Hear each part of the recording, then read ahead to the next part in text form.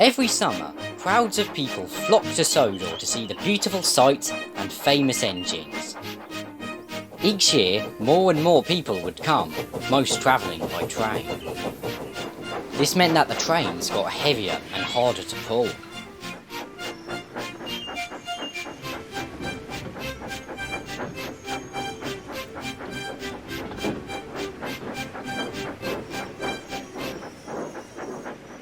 Gordon was grumbling about this one day. "I get so out of breath," he said to Thomas, "but nobody cares. They just say I'll be alright after a rest." "Here, get the Fat Controller to give you side tanks and a bunker," Thomas suggested cheekily. "You'll feel a new engine. We tank engines never get out of breath, you know. Much nicer in pictures too." Gordon was about to retort, but Thomas had already puffed away. A few days later, Gordon felt ill.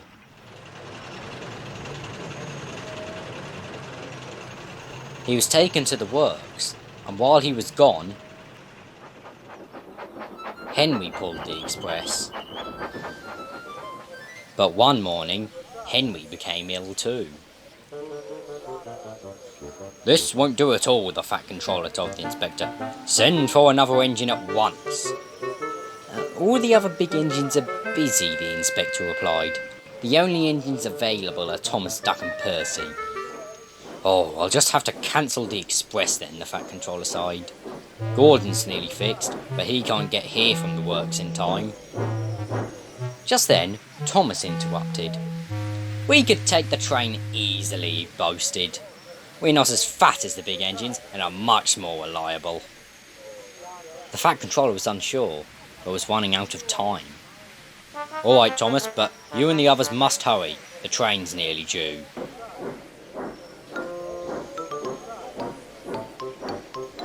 Thomas backed down onto the coaches. Then Duck and Percy last. The porters shut the doors, the guard blew his whistle and waved his flag, and the trio gave an almighty heave. "Come on, come on, come on," Percy huffed. We can do it, Duck panted. We'll show those big engines, Thomas proudly puffed. Slowly but surely, the train gathered speed, and the engines were soon charging down the line.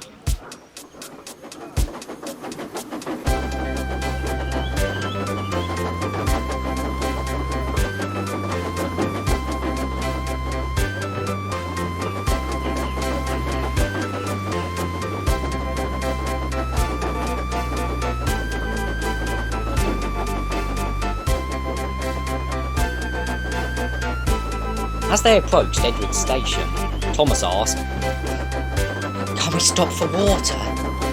"There's no water stops until we reach the works," Duck explained. "Surely you knew this before you decided to take the express." Thomas didn't say anything as they prepared for Gordon's Hill.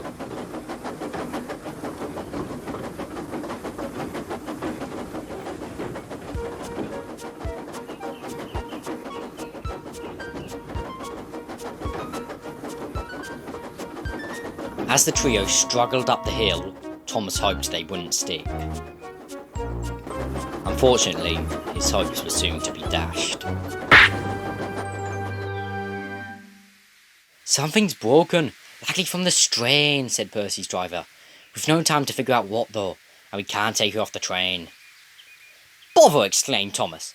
"We'll have a right job both pushing Percy and pulling passengers." "We'd be doing neither if you hadn't been so impulsive," Duck put in. "Let's just get to the work so we can have a rest."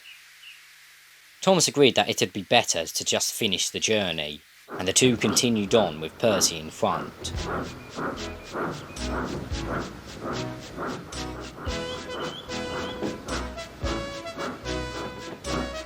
As the engines soldered on, they found it more difficult.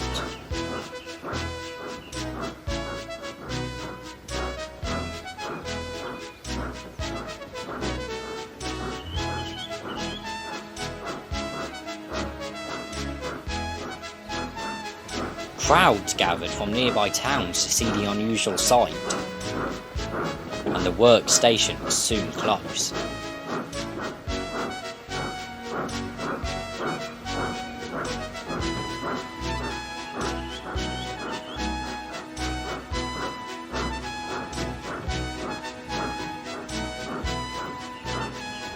Suddenly, Duck gave out a large squeak and stopped puffing. He too had broken down. Thomas tried hard to keep the train going, but with the station in sight, he found he could go no further, and with a last heave, gave up.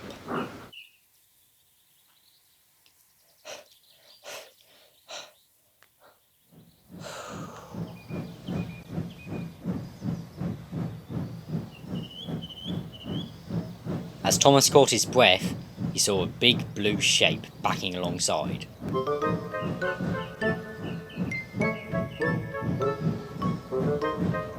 Well, well, well, Gordon laughed. Thomas is playing big express engine. Let a proper engine do the proper work. Thomas fumed as Gordon positioned himself in front of Percy and pulled the cavalcade to the station with ease.